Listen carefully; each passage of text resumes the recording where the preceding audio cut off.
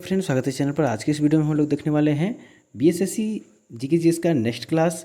आप लोग जानते हैं फ्रेंड्स कि इस चैनल पर प्रतिदिन बीएसएससी इंपॉर्टेंट क्वेश्चन को लेकर आ रहे हैं, तो आप लोग इन चैनल से जुड़े हैं और ये सारे प्रश्न इंपॉर्टेंट हैं और बीएसएससी में पूछे गए हैं। वे सारे प्रश्न भी इसमें हैं जिन्हें बीएसएससी में पूछे जाने की संभावना है। देखिए, प्रश्न पूछा गया है कि राज्यसभा में राष्ट्रपति द्वारा मनोनीत सदस्यों की संख्या कितनी होती है। तो राज्यसभा में 12 सदस्यों को राष्ट्रपति द्वारा मनोनीत किया जाता है। अनुच्छेद 80 के तहत राज्यसभा में राष्ट्रपति के द्वारा 12 सदस्यों को मनोनीत किया जाता है।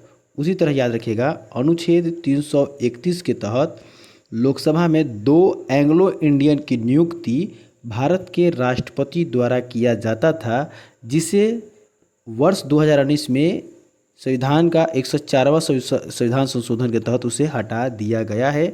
तो 2 एंग्लो इंडियन की जो नियुक्ति किया जाता था, वर्तमान में इसे हटा दिया गया है। अब यहाँ से आपको 2 प्रश्नों को याद रखना है। देखिए, राज्यसभा के अधिकतम सदस्यों की संख्या कितना हो सकता है। तो राज्यसभा के अधिकतम सदस्यों की संख्या जो है 250 हो सकता है। वर्तमान में कितना है, तो 245 राज्यसभा के सदस्यों की संख्या है। उसी तरह याद रखिएगा कि लोकसभा के अधिकतम सदस्यों की संख्या कितना हो सकता है, तो 500 हो सकता है। कितना हो सकता है, 550 हो सकता है। कितना हो सकता है, 550 हो सकता है। लेकिन वर्तमान समय में कितना है, तो वर्तमान समय में 543 है। ठीक है, वर्तमान समय में कितना है, लोकसभा के सदस्यों की संख्या 543 है, क्योंकि 2 एंग्लो इंडियन की जो नियुक्ति होती थी उसे हटा दिया गया है। ठीक है फ्रेंड्स, तो इतना आप लोग को याद रखना है। अब देखिए, 2-3 प्रश्न और यहाँ से याद रखिएगा।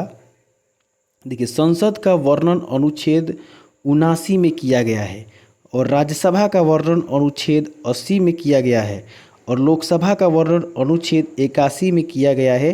ये इम्पोर्टेंट है, याद रखिएगा। आर्टिकल से बहुत सारे प्रश्न आते रहते हैं। ठीक है, राज्यसभा को उच्च सदन कहते हैं, लोकसभा को निम्न सदन कहते हैं, राज्यसभा को जो है इसे बुजुर्गों का सदन कहते हैं और लोकसभा को युवाओं का सदन कहते हैं, राज्यसभा को बुद्धिजीवियों का सदन कहते हैं और लोकसभा को मूर्खों का सदन कहते हैं। ठीक है, राज्यसभा एक स्थायी सदन होता है, लोकसभा अस्थायी सदन होता है। तो ये याद रखना है। और राज्यसभा के सदस्यों का कार्यकाल, ठीक है, राज्यसभा के सदस्यों का कार्यकाल 6 वर्ष होता है और लोकसभा के सदस्यों का कार्यकाल 5 वर्ष होता है। ठीक है, राज्यसभा का सदस्य बनने के लिए न्यूनतम आयु जो होना चाहिए वो 30 वर्ष होना चाहिए और लोकसभा के सदस्य बनने के लिए न्यूनतम आयु 25 वर्ष होना चाहिए। ठीक है, और राष्ट्रपति बनने के लिए न्यूनतम आयु 35 वर्ष होना चाहिए। ये इंपॉर्टेंट है, याद रखिएगा। चलिए हम लोग नेक्स्ट देखते हैं। ठीक है फ्रेंड्स, देखिए, प्रश्न पूछा गया है, बलवंत राय मेहता समिति का गठन किस वर्ष हुआ था। आप लोग जानते हैं कि बलवंत राय मेहता समिति का गठन 1957 में हुआ था और बलवंत राय मेहता समिति जो था यह पंचायती राज व्यवस्था से संबंधित एक समिति थी, बलवंत राय मेहता समिति, और इसका गठन 1957 में किया गया था। और बलवंत राय मेहता समिति के द्वारा ही त्रिस्तरीय पंचायत का वकालत किया गया था, एक ग्राम स्तर पर, एक प्रखंड स्तर पर और तीसरा जिला स्तर पर। इसी तरह याद रखिएगा कि बलवंत राय मेहता समिति का गठन 1957 में किया गया था और अशोक मेहता समिति का गठन 1977 में किया गया था और अशोक मेहता समिति के द्वारा 2 स्तरीय पंचायत का वकालत किया गया था, एक ग्राम स्तर पर और अगला जिला स्तर पर। ठीक है, उसके बाद याद रखिएगा, जेपीके राव समिति का गठन 1985 में किया गया था और एलएम सिंधवी समिति का जो गठन है 1986 में किया गया था। यहाँ से 2-3 प्रश्न आपको याद रखना है कि बलवंत राय मेहता समिति का गठन जो किया गया था 1957 में, यह त्रिस्तरीय पंचायत का वकालत किया था। और आपको पता होगा कि संविधान में 73वां संविधान संशोधन के तहत, 73वां संविधान संशोधन के तहत जो है, जो कि 1992 में हुआ था, इसके तहत संविधान में पंचायती राज व्यवस्था को जोड़ा गया था। ठीक है, संविधान के 73वां संविधान संशोधन के तहत जो है, संविधान में 73वां संविधान संशोधन के तहत संविधान में पंचायती राज व्यवस्था को जोड़ा गया था। अनुच्छेद देखिए, संविधान के भाग 9 में अनुच्छेद 243 के क से 243 के 9 तक जो है पंचायती राज व्यवस्थाओं का वर्णन किया गया है। पंचायती राज व्यवस्था में जो है 29 विषयों का वर्णन किया गया है। कितने विषयों का वर्णन किया गया है? तो 29 विषयों का वर्णन किया गया है। 73वां संविधान संशोधन के तहत ही संविधान में 11वीं अनुसूची को जोड़ा गया था। 11वीं अनुसूची को 73वां संविधान संशोधन के तहत ही जोड़ा गया था। और इसमें कुल कितने विषय है पंचायती राज व्यवस्था में? तो 29 विषय हैं। ठीक है, याद रखना है। और एक अगला याद रखना है, पंचायती राज दिवस कितने तारीख को मनाया जाता है? तो 24 अप्रैल को पंचायती राज दिवस के रूप में मनाया जाता है, 24 अप्रैल को। अगला देखिए, इसी तरह नगर निकायों को संवैधानिक दर्जा देने के लिए 74वां संविधान संशोधन किया गया था, जो कि 1993 में हुआ था। और इस नगर निकायों को 74वां संविधान संशोधन के तहत संवैधानिक दर्जा दिया गया था। ठीक है, और इसका जो है याद रखना है, इसका भी जो है वर्णन संविधान के भाग 9 में है और अनुच्छेद 243 के 9 के बाद है। और याद रखना है, 74वां संविधान संशोधन के तहत ही संविधान में 12वीं अनुसूची को जोड़ा गया था। और नगर निकायों के बारे में जो है 8 विषयों, नगर निकाय में 18 विषयों का चर्चा किया गया है। कितने विषयों का? तो 18 विषयों का चर्चा किया गया है। ये इंपॉर्टेंट है, याद रखिएगा। चलिए फ्रेंड्स, हम लोग नेक्स्ट प्रश्न को देखते हैं। देखिए, प्रश्न पूछा गया है कि भारत की राष्ट्रीय ध्वज में कितनी तिलियाँ होती है? तो भारत की राष्ट्रीय ध्वज में 24 तिलियाँ होती है। और यहाँ से बहुत सारे प्रश्न बनते हैं, उनको याद रखना है। देखिए, राष्ट्रीय ध्वज का डिज़ाइन पूछा जाता है किसने किया था? तो पिंगली वकैया ने किया था। किसने किया था? तो पिंगली वकैया ने राष्ट्रीय ध्वज का डिज़ाइन किया था। ठीक है, ये याद रखना है। दूसरा याद रखना है कि राष्ट्रीय ध्वज का लंबाई और चौड़ाई का अनुपात, लंबाई और चौड़ाई का अनुपात आपको याद रखना है, क्योंकि ये बार बार पूछा जाता है। तो लंबाई चौड़ाई का अनुपात जो है 3:2 है। ठीक है, अगला प्रश्न याद रखना है कि राष्ट्रीय ध्वज को संविधान सभा के द्वारा कब अपनाया गया था? तो कब अपनाया गया था? तो 22 जुलाई 1947 को अपनाया गया था। ये तो भी मतलब कि इम्पोर्टेंट मानिए इसे। ठीक है, राष्ट्रीय ध्वज को कब अपनाया गया था? तो 22 जुलाई 1947 को अपनाया गया था। याद रखिएगा कि राष्ट्रीय ध्वज क्या है हम लोग का? तो तिरंगा है। क्या है फ्रेंड्स? तिरंगा है। उसी तरह बहुत सारे 2 और प्रश्नों को याद रखिए। जैसे आपसे पूछा जाए कि भारत का राष्ट्रीय गीत क्या है? तो आप लोग जानते हैं कि भारत का राष्ट्रीय गीत क्या है? वंदे मातरम है, जिसके रचयिता है बंकिम चंद्र चटर्जी। तो बंकिम चंद्र चटर्जी के द्वारा ये रचा गया था वंदे मातरम, जो राष्ट्रीय गीत है इसको। लेकिन पूछा जाएगा कि बताइए राष्ट्रीय गीत को कब अपनाया गया? तो देखिए, राष्ट्रीय गीत और राष्ट्रीय गान दोनों को अपनाया गया था 24 जनवरी 1950 को। 24 जनवरी 1950 को राष्ट्रीय गीत और राष्ट्रीय गान को अपनाया गया था। राष्ट्रीय गान क्या है? तो जन गण मन है। और इसके रचयिता कौन है? रविंद्रनाथ टैगोर है। और इसको भी 24 जनवरी 1950 को अपनाया गया था। और लेकिन राष्ट्रीय ध्वज को कब अपनाया गया था? तो याद रखना है 22 जुलाई 1947 को अपनाया गया था। 22 जुलाई 1947 को राष्ट्रीय ध्वज को अपनाया गया था। 22 जुलाई 1947 को अपनाया गया था। ठीक है फ्रेंड्स, चलिए हम लोग नेक्स्ट प्रश्न को देखते हैं। देखिए, प्रश्न पूछा गया है कि स्वतंत्र भारत का प्रथम औद्योगिक नीति किस वर्ष घोषित हुआ था? तो स्वतंत्र भारत का प्रथम औद्योगिक नीति जो है 1948 में घोषित हुआ था। दूसरा औद्योगिक नीति 1956 में घोषित हुआ था। और तीसरा औद्योगिक नीति जो है 1991 में घोषित हुआ था। तीसरे औद्योगिक नीति को ही नई आर्थिक नीति के नाम से जाना जाता है, जिसमें एलपीजी की घोषणा किया गया था। लिबराइजेशन, प्राइवेटाइजेशन और ग्लोबलाइजेशन, यानी वैश्वीकरण, उदारीकरण और निजीकरण नीति की घोषणा किस औद्योगिक नीति में किया गया था? तो 1991 के औद्योगिक नीति में किया गया था, जिसे नई आर्थिक नीति के भी नाम से जाना जाता है। तो ये आपको याद रखना है फ्रेंड्स, यहाँ से बहुत सारे प्रश्न बनते हैं। चलिए फ्रेंड्स, हम लोग नेक्स्ट देखते हैं। देखिए, प्रश्न पूछा गया है कि कर संरचना संबंधित सुधारों के लिए गठित समिति थी। तो कर संरचना संबंधित सुधारों के लिए गठित समिति चिलैया समिति था। कौन सा समिति था? चिलैया समिति था, जिसका गठन 1991 में किया गया था। ठीक है, स्वामीनाथन समिति के बारे में याद रखिएगा कि स्वामीनाथन समिति का गठन 2004 में किया गया था। और ये किससे संबंधित है? तो ये जनसंख्या नीति से संबंधित है, स्वामीनाथन समिति। उसी तरह फ्रेंड्स, आपको याद रखना है सरकारिया जो समिति है, इसका गठन जो किया गया था, ये गठन भी पूछा जाता है। तो इसका गठन 1983 में किया गया था, सरकारिया समिति का गठन। और इसका संबंध किससे है? तो केंद्र और राज्य से इसका संबंध है। ठीक है, उसी तरह याद रखिएगा महालनोबिस जो समिति है, इसका गठन कब किया गया था? तो इसका गठन जो किया गया था 1949 में किया गया था। और इसका संबंध किससे है? तो इसका संबंध राष्ट्रीय आय से है। तो ठीक है फ्रेंड्स, आपको एक एक करके सबको याद रखना है। कर संरचना से संबंधित सुधारों के लिए गठित समिति थी चिलैया समिति, जिसका गठन 1991 में किया गया था। स्वामीनाथन समिति का गठन 2004 में किया गया था, जिसका संबंध जनसंख्या नीति से है। सरकारिया समिति का गठन जो है 1983 में किया गया था, जिसका संबंध केंद्र और राज्य से है। और महालनोबिस समिति का गठन 1949 में किया गया था, जिसका संबंध राष्ट्रीय आय से है। चलिए हम लोग नेक्स्ट प्रश्न को देखते हैं। देखिए प्रश्न पूछा गया है कि समुद्र तल से बिहार की औसत ऊंचाई कितनी है। तो समुद्र तल से याद रखिएगा कि बिहार की औसत ऊंचाई बीएसएससी के लिए इंपॉर्टेंट है, पूछा गया प्रश्न है।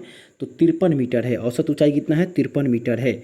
याद रखिएगा कि बिहार की चौहद्दी पूछा जाए तो बिहार की चौहद्दी में याद रखिएगा कि जो पश्चिम में जो है यूपी है, पूरब में पश्चिम बंगाल है, और उत्तर में नेपाल है, और दक्षिण में झारखंड है। ठीक है। बिहार का कुल क्षेत्रफल पूछा जाएगा तो 94,100। बिहार का कुल क्षेत्रफल कितना है? 94,163 वर्ग किलोमीटर है। और क्षेत्रफल के अनुसार बिहार भारत का 12वां राज्य है। 12वां बड़ा राज्य है, ये याद रखना है। याद रखिएगा कि बिहार के जो नेपाल से सटे हुआ जो बिहार के ज़िले हैं वो उसको भी याद रखना है, क्योंकि ये प्रश्न पूछा जा सकता है। तो कौन कौन सा जिला है? तो पश्चिमी चंपारण, पूर्वी चंपारण, सीतामढ़ी, मधुबनी, सुपौल, अररिया और किशनगंज जो है ये नेपाल से सटे हुए ज़िले हैं। फिर से बता देते हैं, पश्चिमी चंपारण, पूर्वी चंपारण, सीतामढ़ी, मधुबनी, सुपौल, अररिया, किशनगंज, ये जो है ये नेपाल से सटे हुए ज़िले हैं। ठीक है। पश्चिम बंगाल से सटा हुआ जिला अगर पूछ दिया जाए तो याद रखिएगा किशनगंज के बाद पूर्णिया, कटिहार, भागलपुर, बांका। पूर्णिया, कटिहार, भागलपुर, बांका जो है ये पश्चिम बंगाल से सटा हुआ है। उसके बाद झारखंड से तो बांका, जमुई, नवादा, गया, औरंगाबाद। उसके बाद औरंगाबाद के बाद कैमूर और रोहतास याद रखना है। कैमूर और रोहतास। ठीक है, ये सब सटा हुआ है। अगला याद रखना है, झारखंड से ये सब सटा हुआ है। अगला याद रखना है कि यूपी से सटा हुआ तो रोहतास, भोजपुर, बक्सर, छपरा, सिवान, गोपालगंज, ये सब यूपी से सटा हुआ जिला है। तो ये इतना ही याद रखिए। चलिए हम लोग नेक्स्ट देखते हैं। इसमें सबसे ज़्यादा इंपॉर्टेंट है नेपाल से सटा हुआ जिला। चलिए नेक्स्ट देखते हैं।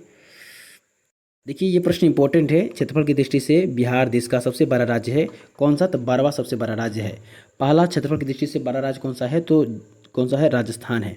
सबसे बड़ा राज्य कौन सा है? तो राजस्थान है। सबसे छोटा कौन सा है? तो फ्रेंड्स याद रखना है गोवा है। क्षेत्रफल की दृष्टि से सबसे बड़ा राज्य कौन सा है? राजस्थान है। सबसे छोटा कौन है? गोवा है। और बिहार का स्थान 12वां है। बिहार का क्षेत्रफल कितना है? 94,163 वर्ग किलोमीटर है। ये आपको याद रखना है क्योंकि ये प्रश्न पूछा जाता है। चलिए हम लोग नेक्स्ट देखते हैं। देखिए प्रश्न पूछा गया है कि पटना में स्थित गोलघर का निर्माण किस गवर्नर जनरल के समय हुआ था। तो पटना में स्थित गोलघर का निर्माण जो हुआ था लॉर्ड कॉर्नवालिस के समय हुआ था। 1784 में इसका कार्य शुरू किया गया और 1786 में बनकर यह तैयार हो गया था। तो पटना का गोलघर बनकर कब तैयार हो गया था? 1786 में। कार्य शुरू हुआ 1774 में। और किसने करवाया था? तो लॉर्ड कॉर्नवालिस ने कराया था। इसका निर्माण किस उद्देश्य से किया गया था? तो अन्नों को भंडारित करने के लिए गोलघर का निर्माण किया गया था। ये याद रखना है। ठीक है फ्रेंड्स, चलिए हम लोग नेक्स्ट देखते हैं। देखिए प्रश्न पूछा गया है उड़ीसा राज्य बिहार से कब पृथक किया गया था। तो आपको पता होगा कि उड़ीसा राज्य जो है बिहार से कब पृथक किया गया था। तो देखिए 1 अप्रैल 1936 को बिहार से उड़ीसा को अलग कर दिया गया था। 22 मार्च 1912 को बंगाल से बिहार को अलग किया गया था। 22 मार्च 1912 को। और बिहार से उड़ीसा को कब अलग किया गया था? तो 1 अप्रैल 1936 को। उसी तरह याद रखना है 15 नवंबर 2000 ईस्वी को झारखंड बिहार से अलग हुआ था। ठीक है फ्रेंड्स, और 2-3 प्रश्न याद रखिए। और याद रखना है कि 1 नवंबर 2000 ईस्वी को मध्य प्रदेश से छत्तीसगढ़ अलग हुआ। एमपी से छत्तीसगढ़ अलग हुआ। ठीक है। उसी तरह याद रखना है कि 9 नवंबर 2000 ईस्वी को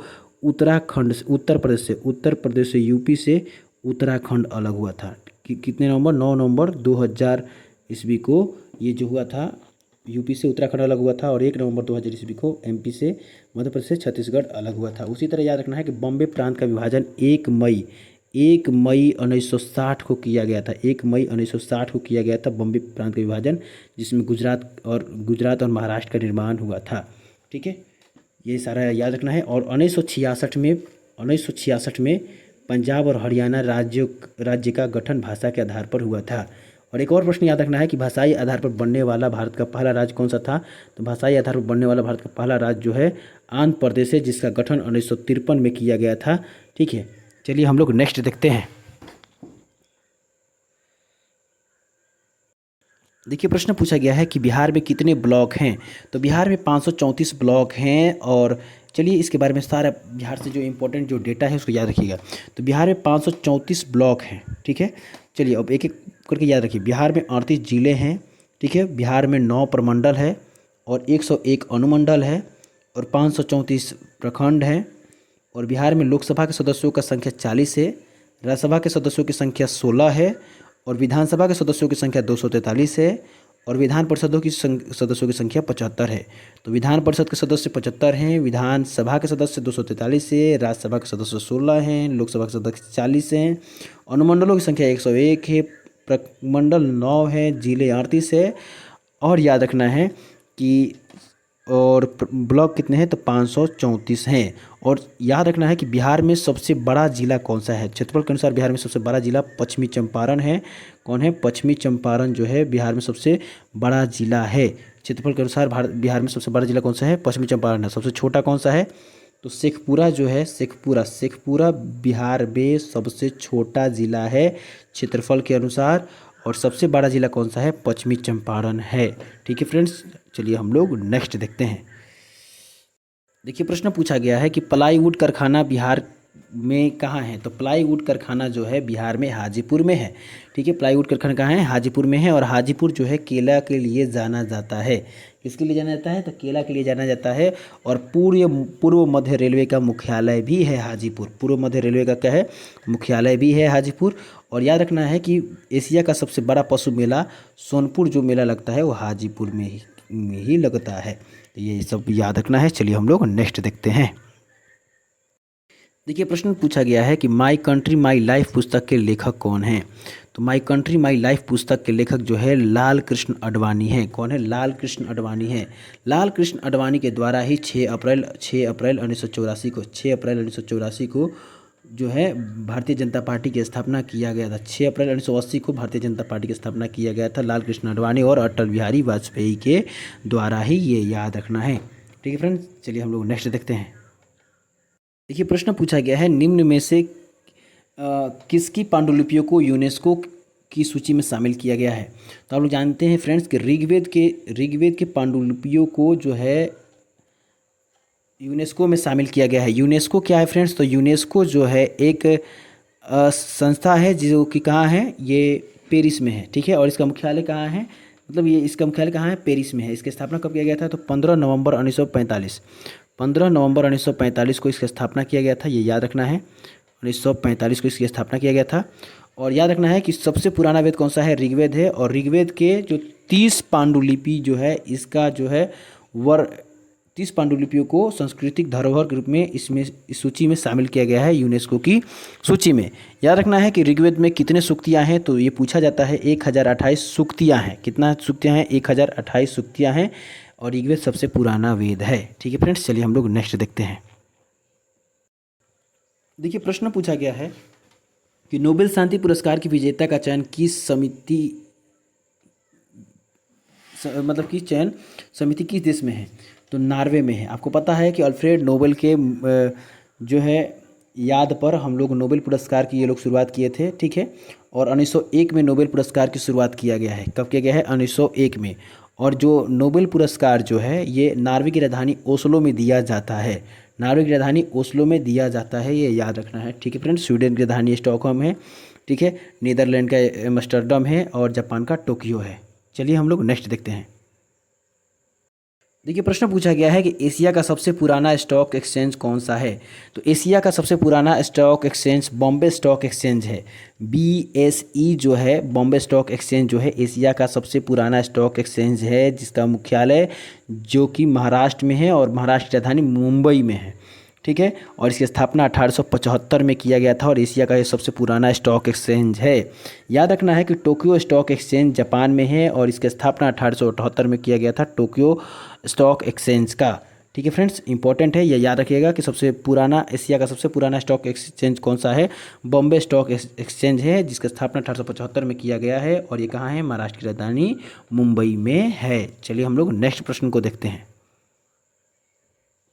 देखिए प्रश्न पूछा गया है कि हिंदी समाचार पत्र हिंदुस्तान के संपादक कौन है। तो याद रखना है कि शशि शेखर जो है, जो कि 2009 में हिंदी समाचार पत्र के संपादक थे। तो ये याद रखना है, ये इंपॉर्टेंट है, याद रखना है। चलिए हम लोग नेक्स्ट देखते हैं।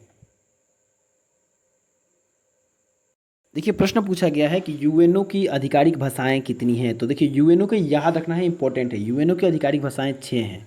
ठीक है, कितने हैं? 6 हैं।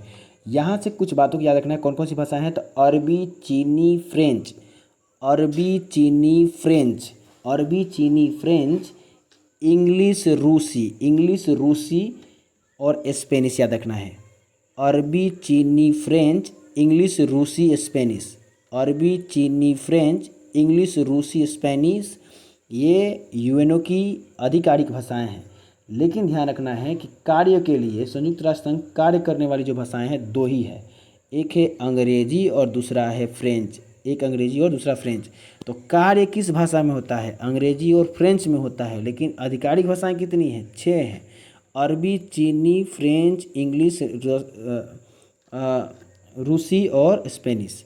ठीक है। अब देखिए यूएनओ के बारे में 2-3 बातों को आपको याद रखना है। यूएनओ की स्थापना कब किया गया था, तो 24 अक्टूबर 1945 को यूएनओ की स्थापना किया गया था। इसका मुख्यालय कहाँ है, इसका मुख्यालय जेनेवा में है। कहाँ है, इसका मुख्यालय जेनेवा में है। इसके कितने अंग हैं, इसके 6 अंग हैं। कौन कौन से इसके अंग हैं, तो महासभा, सुरक्षा परिषद, न्यासी परिषद, सामाजिक और आर्थिक परिषद और अंतर्राष्ट्रीय न्यायालय और अंतर्राष्ट्रीय सचिवालय, इसका मुख्यतः 6 अंग हैं। ठीक है फ्रेंड्स। अब याद रखना है कि सुरक्षा परिषद के कितने सदस्य हैं, तो सुरक्षा परिषद के 15 सदस्य हैं, 10 अस्थायी और 5 स्थायी। तो जो 10 अस्थायी है इसका चुनाव 2-2 वर्षों पर होता है, और जो 5 स्थायी है इसका चुनाव नहीं होता है, ये स्थायी रहते हैं। इसमें कौन कौन से देश शामिल है ये भी पूछा जाता है। तो इसका एक ट्रिक याद रखिएगा फ्रेश करके, फ्रांस, रूस, अमेरिका, चीन, इंग्लैंड इसका जो है स्थायी सदस्य है। फ्रांस, रूस, अमेरिका, चीन और इंग्लैंड इसका स्थायी सदस्य है। ठीक है फ्रेंड्स, इतना ही याद रखना है। इसमें महासभा के कुल कितने सदस्य हैं, तो 193 सदस्य हैं, और 193वां सदस्य कौन सा है, तो दक्षिणी सूडान जो है यूएनओ का महासभा का 193वां सदस्य है। ठीक है फ्रेंड्स, चलिए हम लोग नेक्स्ट देखते हैं। देखिए प्रश्न पूछा गया है कि किस राज्य में बौद्ध धर्मावलंबी दूसरे नंबर पर हैं। तो पहले नंबर पर कौन सा राज्य है, तो सिक्किम है। और दूसरे नंबर पर पूछा है तो दूसरे नंबर पर याद रखना है अरुणाचल प्रदेश है, जहाँ पर बौद्ध लोग रहते हैं। 2011 की जनगणना के अनुसार सबसे अधिक जो बौद्ध धर्मावलंबी जो थे वो सिक्किम में हैं, और दूसरे में कहाँ है, अरुणाचल प्रदेश में है। ठीक है। बौद्ध धर्म के संस्थापक कौन थे, गौतम बुद्ध थे। और याद रखना है गौतम बुद्ध के बारे में, तो इनका जन्म 563 ईसा पूर्व में हुआ था और मृत्यु 483 ईसा पूर्व में हुआ था। 563 ईसा पूर्व में इनका जन्म जो हुआ था ये नेपाल के कपिलवस्तु के लुम्बिनी में हुआ था, और मृत्यु 483 में गोरखपुर के कुशीनगर में इनकी मृत्यु हो गई थी। ठीक है फ्रेंड्स, ये याद रखना है। और महावीर के बारे में गौतम बुद्ध के बारे में इतना ही। चलिए हम लोग नेक्स्ट देखते हैं। देखिए प्रश्न पूछा गया है कि राज्य में संवैधानिक यहाँ होगा संवैधानिक विफलता। संवैधानिक विफलता पर किस धारा का प्रयोग होता है, तो देखिए राज्य में संवैधानिक विफलता पर केंद्र के द्वारा अनुच्छेद 356 का प्रयोग किया जाता है। और यहाँ 356 लिखना चाहिए था, तो अनुच्छेद 356 का प्रयोग किया जाता है। और 356 के तहत राज्य में आपातकाल राष्ट्रपति के द्वारा लगाया जाता है। देखिए राष्ट्रीय आपातकाल जो होता है 3 तरीके का होता है। एक होता है राष्ट्रीय आपातकाल, दूसरा होता है राज्य में आपातकाल, और एक होता है वित्तीय आपातकाल। राष्ट्रीय आपातकाल जो है अनुच्छेद 352 के तहत लगाया जाता है, राज्य में आपातकाल अनुच्छेद 356 के तहत लगाया जाता है, और वित्तीय आपातकाल अनुच्छेद 360 के तहत लगाया जाता है। राष्ट्रीय आपातकाल के बारे में बात की जाए तो राष्ट्रीय आपातकाल जब 352 लगता है तो अनुच्छेद 358 स्वतः ही लग जाता है। और इस 358 के तहत 358 के तहत जो स्वतंत्रता का अधिकार है और स्वतंत्रता का जो अधिकार है इसको निलंबित कर दिया जाता है। ठीक है। और अनुच्छेद 352 के अनुच्छेद जो 352 है इसी के तहत जो है राष्ट्रीय आपातकाल लगाया जाता है। इंदिरा गांधी के द्वारा राष्ट्रीय आपातकाल कब लगाया गया था, तो ये भी याद रखिएगा। तो इंदिरा गांधी के द्वारा राष्ट्रीय आपातकाल 25 जून 1975 को लगाया गया था। इंदिरा गांधी के द्वारा राष्ट्रीय आपातकाल। और हटाया कब गया था, 21 मार्च 1977 को हटाया गया था। 21 मार्च 1977 को ये हटाया गया था। कितने महीनों के लिए लगा था, तो 21 महीनों के लिए इंदिरा गांधी के द्वारा राष्ट्रीय आपातकाल लगाया गया था।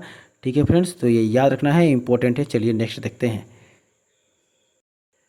बिहार सोशलिस्ट पार्टी की स्थापना कब किया गया था, तो आपको पता है कि बिहार सोशलिस्ट पार्टी की स्थापना 1931 में जयप्रकाश नारायण और आचार्य नरेंद्र देव और रामकृष्ण बेनीपुरी बिहार सोशलिस्ट पार्टी की स्थापना जयप्रकाश नारायण के द्वारा किया गया था, जेपी के द्वारा किया गया था। और दूसरा रामकृष्ण बेनीपुरी और गंगा शरण सिंह के द्वारा किया गया था। उसी तरह कांग्रेस सोशलिस्ट पार्टी की स्थापना पूछा जाएगा तो 1934 में जयप्रकाश नारायण और आचार्य नरेंद्र देव के द्वारा किया गया था। ठीक है, ये याद रखना है। और जयप्रकाश नारायण के द्वारा ही 5 जून 1974 को संपूर्ण क्रांति की शुरुआत पटना में गांधी मैदान से शुरू किया गया था। और 25 जून 1975 को जब राष्ट्रीय पताका लगाया गया था, तब इन्होंने दिल्ली के रामलीला मैदान से पूरे देश में राष्ट्रव्यापी सत्याग्रह का नेतृत्व किए थे। ठीक है, राष्ट्रव्यापी सत्याग्रह का नेतृत्व किए थे। याद रखना है 18 मार्च 1974 को इनके द्वारा छात्र आंदोलन की भी शुरुआत किया गया था। याद रखना है जयप्रकाश नारायण की पत्नी का नाम प्रभावती देवी था। क्या नाम था? प्रभावती देवी था जयप्रकाश नारायण की पत्नी का नाम। ये सारे प्रश्न इंपॉर्टेंट है। ठीक है फ्रेंड्स, तो मिलते हैं नेक्स्ट वीडियो में। आज के लिए इतना ही। जय हिंद।